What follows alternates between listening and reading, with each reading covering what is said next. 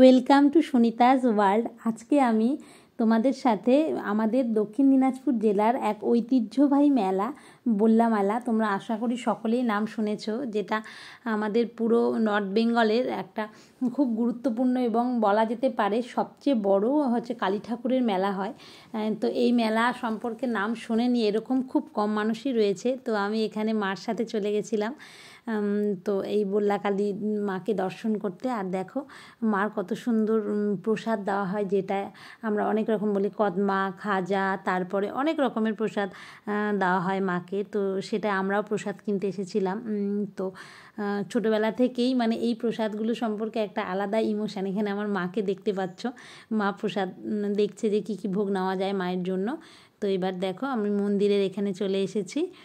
সে দেখছো যে ছোটো বাচ্চাদের অনেকে আবার বাবারা কাঁধে তুলে নিচ্ছে প্রায়, মানে দেখার জন্য, যাতে মাকে মানে এক ঝলক দর্শন পায় মায়ের। মানে কত ভোগ ঠাকুরের বাতাসা থেকে আরম্ভ করে খাজা সব কিছু মানে ঠাকুরের উদ্দেশ্যে দেওয়া হচ্ছে, দূর দূর থেকে দেওয়া হচ্ছে, কারণ এত লোক, হাজার হাজার লোক।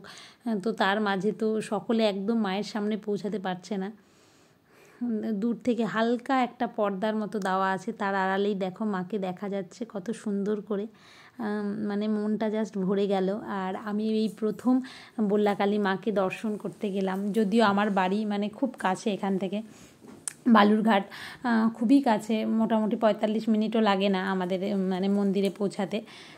তো তাও আমি এত বছরে যেতে পারিনি নানান কারণে। তো এবার ভেবেছি যে না, এবার আমাকে যেতেই হবে, মাকে দর্শন করতেই হবে। তো তোমরা দেখো যারা দর্শন করনি মাকে, তো কি বিশাল মায়ের মুখ আর মূর্তি, মানে সামনে গেলেই না একটা আলাদাই অনুভূতি, মানে অন্য এক জগতে চলে যায় যেন।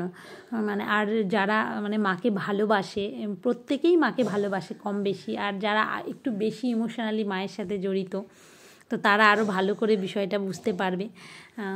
আর আমি সত্যি কথা বলতে ছোটোবেলা থেকেই মানে একদম কি বলবো, কালী ঠাকুরের প্রতি কি জানি আমার একটা অদ্ভুত একটা টান কাজ করে। তো ওর জন্য এবার ছুটে চলে গেছে, আর কিছু শুনিনি, কোনো বাধা মানেনি যে মায়ের কাছে যেতেই হবে। আর আমার জন্ম কালী পুজোর দিনই, তার জন্যই হয়তো আরও বেশি করে আমি মানে মাকে ফিল করতে পারি, জানি না।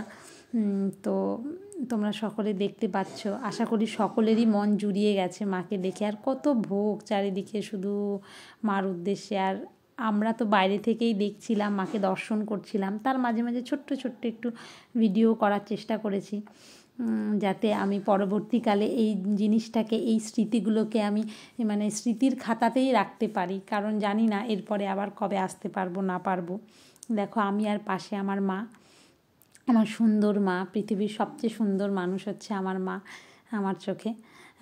তো মা মন দিয়ে মানে ঠাকুরকে দেখছে, যদিও আমি আর আমার মার মধ্যে মিল মানে বাহ্যিকভাবে মিলটা অনেকটাই কম আর কি।